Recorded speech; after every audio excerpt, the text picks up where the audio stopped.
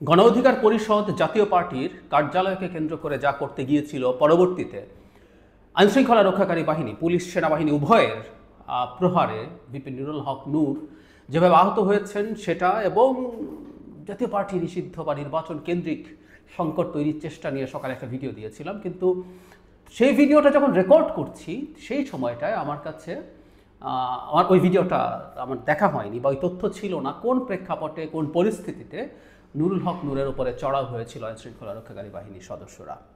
আমি ভিডিওটা দেখলাম এবং আমি খুব স্তম্ভিত হয়েছি বর্তমান সরকারের সময়ে এ ধরনের একটা ঘটনা ঘটতে পারে সেটা নিয়ে। এবং এখন পর্যন্ত বেশ অনেক ঘন্টা পার হয়ে গেল, প্রায় 24 ঘন্টার কাছাকাছি পার হয়ে যাওয়ার পরও তেমন কোনো পদক্ষেপ সরকারের দিক থেকে দেখিনি আমরা। কারণ আমাদের কাছে ভিডিও আছে, কারা কারা জড়িত আছেন সব দেখা যাচ্ছে। মানে নূরের উপরে যখন হামলা হয়, এর আগে অনেকগুলো প্রেক্ষাপট আছে, অনেক ঘটনা আছে, আমি সব সরিয়ে রাখছি। যে মুহূর্তে হামলা হয় সেই মুহূর্তে তিনি এবং তার সাথে যারা ছিলেন তারা কোনো রকমভাবে আইনশৃঙ্খলা রক্ষাকারী বাহিনী বা অন্য কারো প্রতি থ্রেট তৈরি করছেন এটা মনেই হয়নি। আমাদের বাহিনীগুলো বহু সময় এটা হয়েছে যে ভিড় থেকে কাউকে ধরে এনে পেটাচ্ছে, কাউকে বল প্রয়োগ করার ক্ষমতা, পেটানোর ক্ষমতা আইনশৃঙ্খলা রক্ষাকারী বাহিনীর আছে। সেটা যদি কখনো এরকম হয় তারা নিজেরা থ্রেটেন্ড হন অথবা জানমালের ক্ষতি করছে অন্য কেউ, সেই ক্ষেত্রে তাদেরকে ছত্রভঙ্গ করার জন্য নূর এবং তার দলের লোকজন যে মুহূর্তে নূরকে পেটানো শুরু হয় সেই মুহূর্তে কেউই সেই প্রেক্ষাপটে, সেই পরিস্থিতিতে ছিলেন না।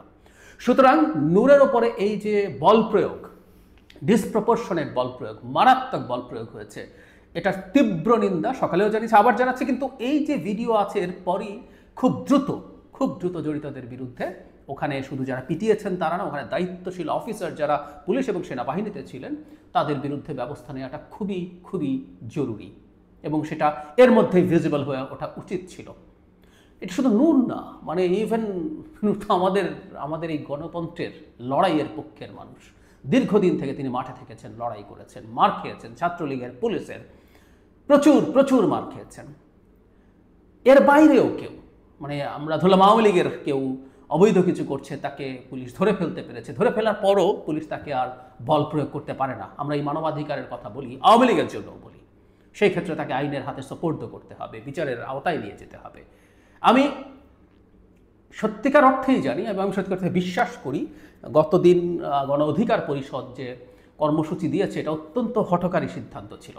এই অধিকার তাদের নেই, আমি সকালে ভিডিওতে বলেছি, আপনারা অনেকে পছন্দ করেন নাই, আমি তারপরও বলছি এই অধিকার তাদের নেই যে তারা জাতীয় পার্টির অফিসের ওখানে গিয়ে হাঙ্গামা করবেন, ঘেরাও করবেন বা ওখানে উত্তেজনাকর স্লোগান দেবেন।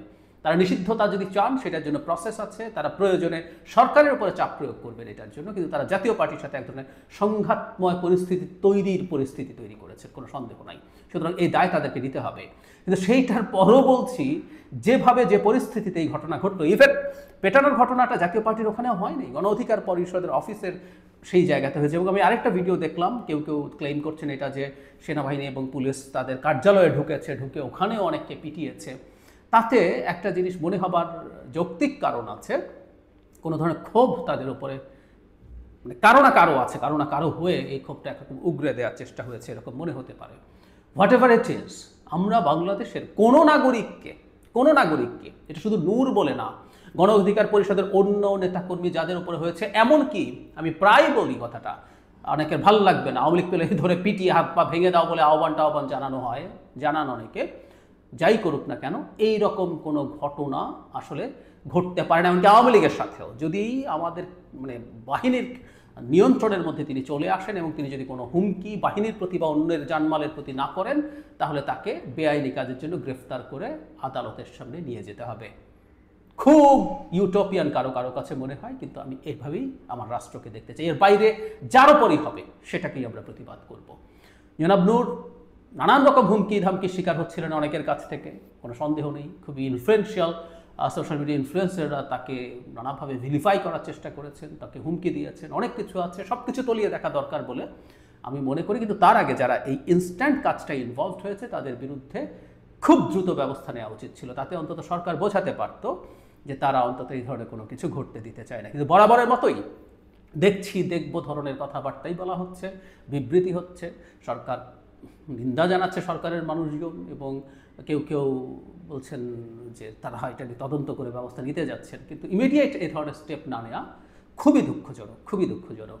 আমি আশা করি নূর খুব খারাপ কোনো পরিস্থিতি হয়ে যায়নি, উনি যথেষ্ট সিরিয়াসলি আহত হয়েছেন, তার নাক এবং চোয়ালের হাড় ভেঙে গেছে, এই ধরনের কথা শোনা যায় ফেসের। উই হোপ উনি কোনো মেজর ক্ষয়ক্ষতি ছাড়া আমাদের মাঝে ফিরে আসবেন। নুরুল হক নূরের রাজনীতির সাথে আমাদের কারো না কারো দ্বিমত থাকতে পারে, বিতর্ক থাকতে পারে, তার রাজনৈতিক পথ চলার প্রসেস নিয়ে তর্ক থাকতে পারে, কিন্তু এই মানুষটা একটা তরুণদের দল নিয়ে দীর্ঘদিন গণতন্ত্রের লড়াই করেছেন, এবং গণতন্ত্রের লড়াইয়ের পথে অনেকেই ভুল করেন। 5 আগস্টের পরবর্তী সময়ে নূরের অবস্থান আমার কাছে ব্যক্তিগতভাবে অনেক সময় ভুল মনে হয়েছে, কিন্তু তারপরও এটা আমাদের গণতান্ত্রিক মতানৈক্য, এটা নিয়ে আমরা ডিবেট করব। আমি নূরের সাথে কখনো দেখা হলে আমি ব্যক্তিগতভাবেও তাকে বলেছি যে তুমি এমন করছো কেন, এটা আমার সাথে দ্বিমত আছে, ওর সাথে আমার ওই সম্পর্ক আছে বলে, কিন্তু এইরকম কোনো ঘটনা ঘটবে এটা আমরা কোনোভাবেই মেনে নিতে পারি না। হাসিনা উত্তর বাংলাদেশে এই ঘটনা ঘটবে এটা মেনে নেওয়া যায় না, কোনোভাবেই না।